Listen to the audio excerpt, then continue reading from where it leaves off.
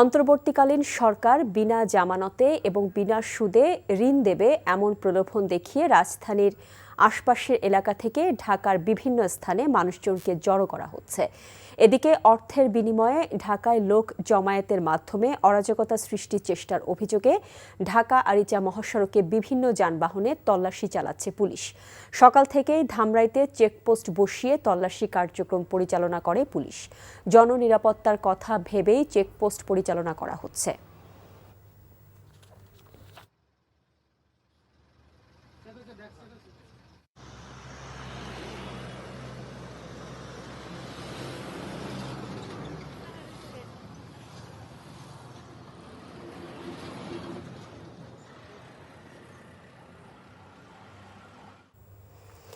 এই মুহূর্তে শাহবাগে আছেন আমাদের স্টাফ করেসপন্ডেন্ট নূর হোসেন। আমরা এখন টেলিফোনে সরাসরি যুক্ত হচ্ছি তার সাথে। নূর, মানুষজন যে আসছে বিভিন্ন জেলা থেকে, তারা কি বলছেন এবং কারা তাদেরকে সেখানে জড়ো করছেন, সেখানকার পরিস্থিতি সম্পর্কে আপনি কি জানতে পেরেছেন আমাদের জানাবেন।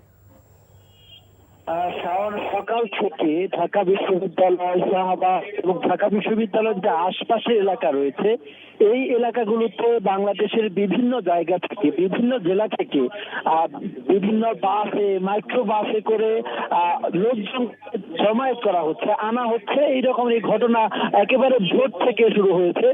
তারপরে এখানে যারা ঢাকা বিশ্ববিদ্যালয়ের শিক্ষার্থী ছিলেন, তারা আইন শৃঙ্খলা রক্ষাকারী বাহিনীকে খবর দিয়েছেন। তারা যখন এসেছেন এবং তারা ঢাকার বাইরে থেকে বিভিন্ন বাসে করে এখানে এসেছেন, তাদেরকে জিজ্ঞাসাবাদ করা হয়েছে। তারা বলতে পারছেন না ঠিক কেন তারা ঢাকায় এসেছেন, তবে তারা বলছেন তাদেরকে বলা হয়েছিল যদি তারা যমুনা অর্থাৎ প্রধান উপদেষ্টার যে বাসভবন রয়েছে, সেই বাসভবনের সামনে, যমুনার সামনে যদি আন্দোলন করে তাহলে তাদেরকে 1 লাখ টাকা ঋণ দেওয়া হবে। এই ঋণ তারা আজকে পরবর্তী সময়ে পরিশোধ করবে।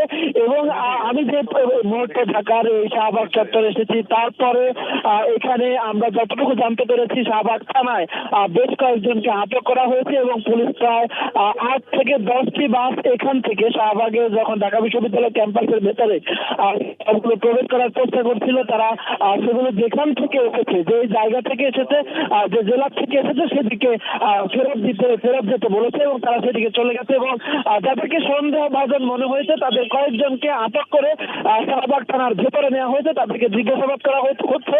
এবং এই ঘটনার মূল হোতা কারা মূল পরিকল্পনাকারী, কারা পেছন থেকে এই ঘটনা ঘটেছে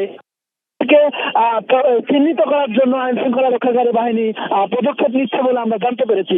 এবং এই মুহূর্তে রাজধানী শাহবাগ চত্বর এবং ঢাকা বিশ্ববিদ্যালয় ক্যাম্পাসে আইন শৃঙ্খলা রক্ষাকারী বাহিনীর যথেষ্ট উপস্থিতি রয়েছে।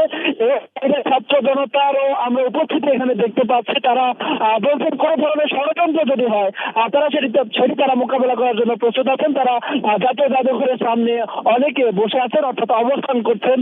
যদি এখানে এসে বিশৃঙ্খলা করার চেষ্টা করে সেক্ষেত্রে তাদেরকে তারা প্রতিহত করবেন। এর বাইরে আইন শৃঙ্খলা বাহিনীর যথেষ্ট উপস্থিতি আমরা এখানে দেখতে পাচ্ছি। জানছিলাম শাহবাগের সর্বশেষ পরিস্থিতি।